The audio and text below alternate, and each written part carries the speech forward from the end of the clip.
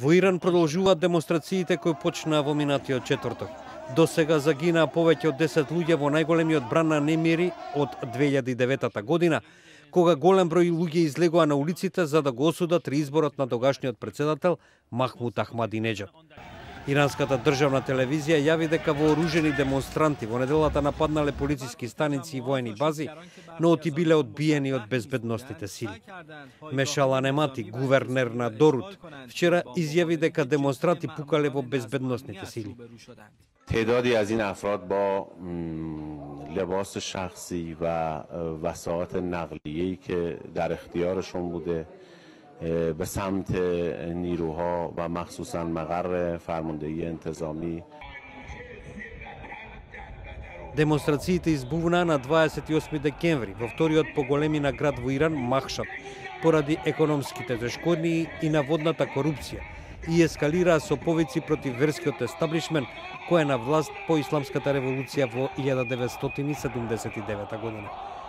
Председателот Хасан Рохани во првото појавување во јавноста од избунувањето на нередите изјави дека тие биле можност за решавање на проблемите во Иран. اون چی که این چند روز واقع شده ظاهرش یه نوع تهدید بوده باید تبدیل کنیم به فرصت ببینیم مشکل چیه. Рохани додава дека не станувало збор само за економски проблем, туку дека луѓето имале и други барања. Тој при тоа го спомна како што рече големиот политички триумф, односно тоа што Соединетите држави не успеале и биле осудени од светот за тоа што се обиделе да го укинат нуклеарниот договор и да воведат санкции против Техеран.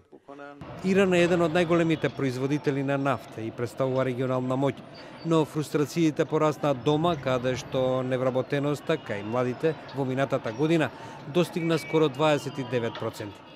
Во исто време земјата е длабоко вклучена во Сирија и Ирак како дел од битката за влијание со ривалската Саудиска Арабија.